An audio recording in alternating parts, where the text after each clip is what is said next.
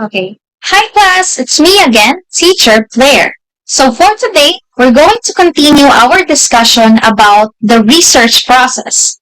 So previously, we have also discussed about what are some steps that we need in order for us to be able to propose a research title. What are some certain steps we need to do to prove whether our proposed title or research title is realistic or feasible. Okay? Now, for the next part is we're going to tackle about the literature review. So, literature review is one of the important part of a research process. Why it is? Because it will help the researcher, or in our case, the students, to able to identify the things or the process and how they were going to verify resources for their research material. Okay? Because writing a research is not solely based on our own perception. Most of the time, we have to back up it with other existing proof or ideas and able to determine whether a research is really feasible or if it will work or if it is okay in the long run. Okay? So, let us first tackle literature review. Okay, so I'll get back to our objectives once we determine what is literature review. So according to our lecture, literature review is one of the most important steps in the research process. Like I always told you, once you have a title, you must now work on doing the research for related literature. Also, when we say related literature or literature review, it is an account of what already is known about a particular phenomenon. The main purpose of literature is to review or to convey to its readers about work that is already done and the knowledge and ideas that have been established on a particular topic of research. Okay, so now that I have discussed what is literature review, let me ask someone from class who can tell or who could give me their opinion and perception about literature review. Is there anyone in the class who would like to participate? What is literature review? Okay, I see. Okay, so Hannah is raising her hand. Yes, Hannah, what is literature review? Uh-huh. Mm-hmm. Okay, very good. That is one way to define literature review. How about the others? Is there anyone in class who would also like to share their insights about what is literature review? Okay, how about Carlos? Okay. Oh, okay, very good. Uh-huh. Okay. Well, it is close enough to what we're going to tackle about literature review. But a little bit. Okay, how about the others? Okay, oh, okay, so no one is raising their hand. So it seems, so let me just assume that most of my students here in class is not familiar with literature review. Well, worry no more because we will going to tackle all about literature review and how you would or how you can be able to include it in your research. Okay. So let me just skip some parts about this one because all of it is just denotes other meanings or other definitions we have here about literature review. Okay. So before we delve deeper into different parts, scope, and importance of literature review, let us first identify what is not.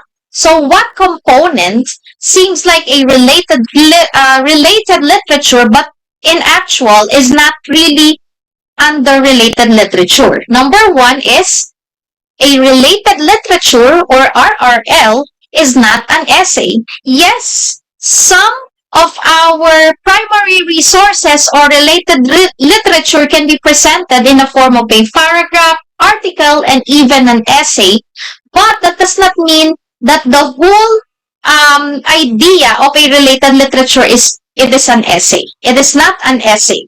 Okay? Next, number two. A related literature is not used to state or improve your main point. It is only there to back up your ideas, to give more insights to the readers about the purpose of your research, or if there are any other existing researches available that is similar to yours. Next, how about what is related literature? A related literature can be based on major works, or it could be from a narrow topic of another existing research or idea of another author. It could also be included in reviewed like snapshots, major concepts, relationships, and timeline. Okay.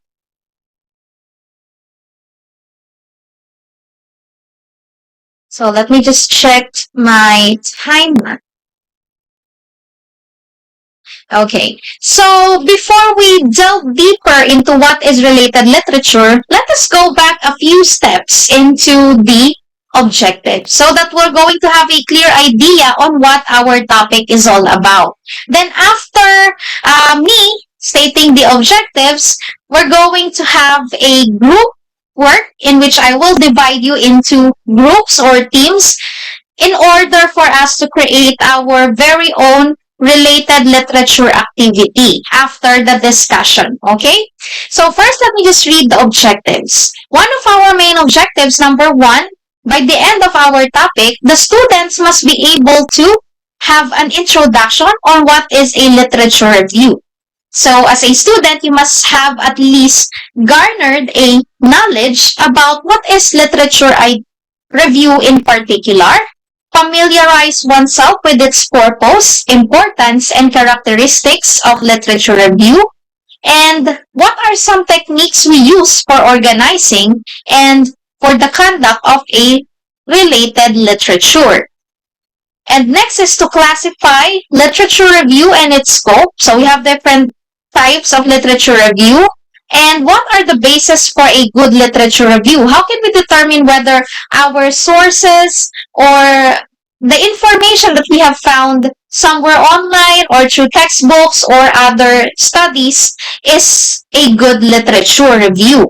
Also, last but not the least, we're going to be able, or the students should be able to identify the writing process of a literature review. Okay.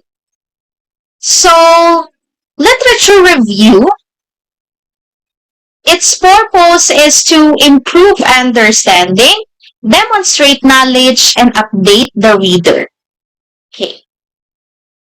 So also, it is important because it acts as a guide to the researcher in searching for or selecting a better research problem or topic.